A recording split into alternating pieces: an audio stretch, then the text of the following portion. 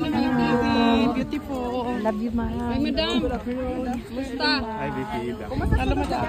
Kumusta po? Yes, I'm here.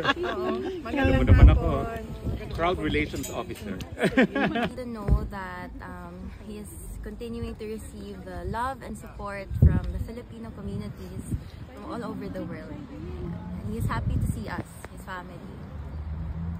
Medyo matagal po kayo ngayon.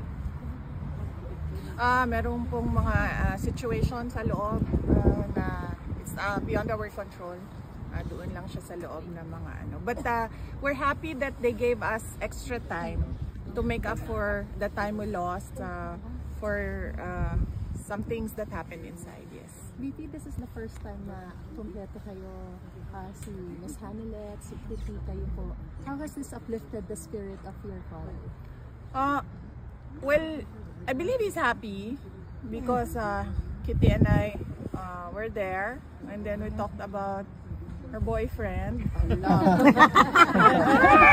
Patay!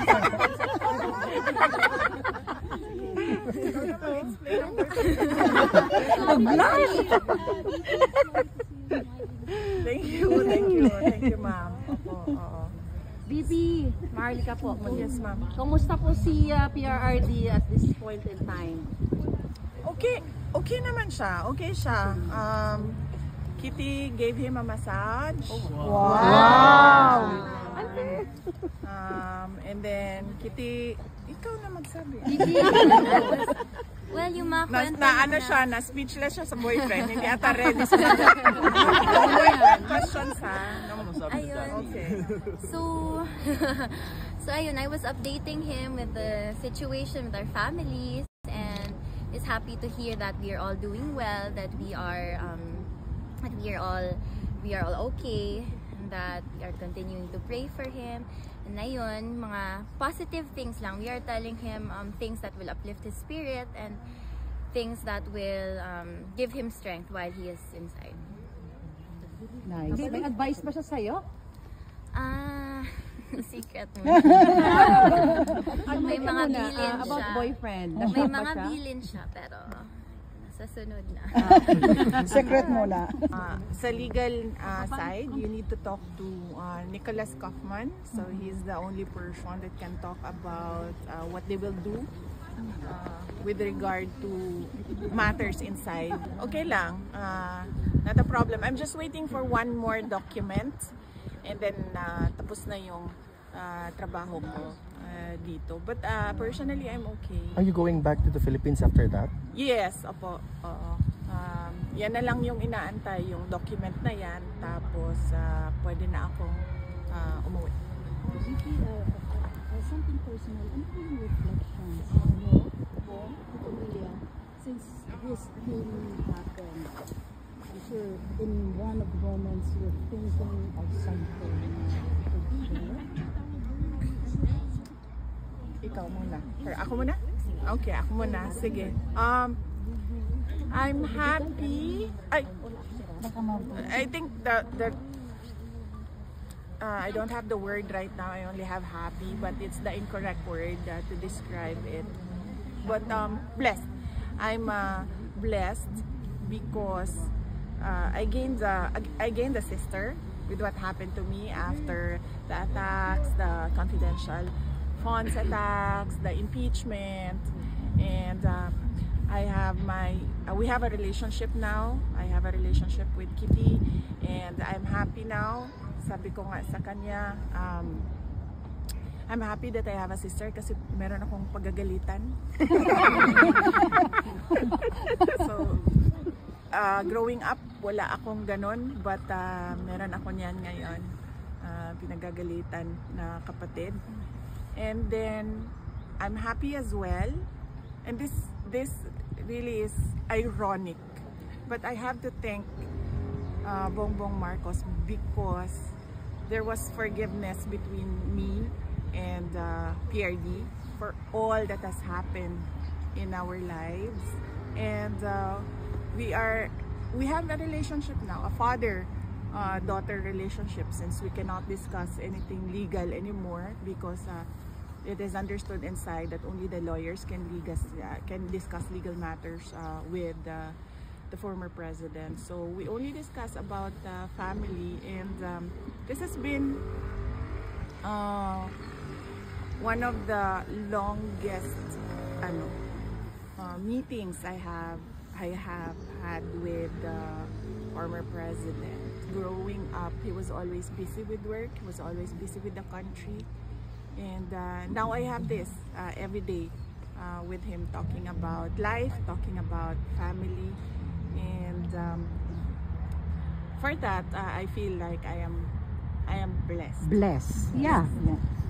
Because at this point he's already 80 and he's already retired. But going back as mayor, baka mabisi na naman siya sa kanyang trabaho. So meron kaming nabigyan kami ng ganitong time na makapag-usap as a father-daughter. Yeah, nice kayo. It has to happen inside the ICC. Pero there is a good side. It's blessing. But yes, thank you sa kanya. Happy siya, ma'am, every day. Yeah. Oh yes. He has never been more united, not just with us siblings, but with everyone else in the family. So he's happy to hear that, and not just us, sa mga supporters din. Yes, yes. I told him of that. I told him that, especially on his birthday, there were people with speakers. They brought speakers and the microphone. They were singing a happy birthday song to him. He knows that, and he was very happy to hear that. There is a small, hindi naman buffet, pero parang a small, may mga sa labas ng bahay niya in Davao City, the greenhouse. People were able to set up tents there para for the TV, ma'am. Yes, I heard also. I was not able to see it, but I heard. And then may mga vitamins doon. There are snacks for people who want to stay there and watch over his house. So he's very happy and grateful to hear that. Sinisimuli ni PRRD na dahil kasalanan mo kasi to kaya ako nandito dahil nakipag-unite ka sa Marcos. Wala. Ever since. Hindi ako sasali dyan. At kayo nang mag-desisyon yan. Yan lang yung sinabi niya when he was told by one of my siblings that I'm running for vice president. And wala. That's good to know. VP? I don't remember PRD na naninisi? Naninisi? Wala. Never. Kasi I always remember him. I don't know, Kit, with you, but I always remember him when I was growing up. I always say, you make your own history in this world. So you always answer to your decisions. So I think that is his philosophy as well. So Coming? The Paulo and Baste, no? We're talking about Paulo and Baste. So there are plans naman. We arrange this pag-aalis yung isa, may dadating na naman na isa. So as of now, we are arranging all since most of them are busy with the Campaign. VP, pardon me, I understand this is something legal. At sa Pilipinas niyo po ba gustong ma-release ang, of course, may panawagan kayo na bring him home to the Philippines, to Davao City. But just for the record, we just want to hear if sa Pilipinas niyo po gusto siyang ma-release kasi may sinasabi po yung palasyo. And let me quote, does it mean that we have to recognize that ICC has jurisdiction over the Philippines? With regard to the interim release, no, I do not know really, truly, honestly, I do not know what the steps are the lawyers are doing with regard to the interim release. But as I told you before, I fear for his life in the Philippines. But we follow what the client wants, what President Duterte wants, and he wants to go home. To the Philippines? Yes. And everyone wants him to go home to the Philippines. And the Buenos want him to go because they will be his mayor. Yes. For the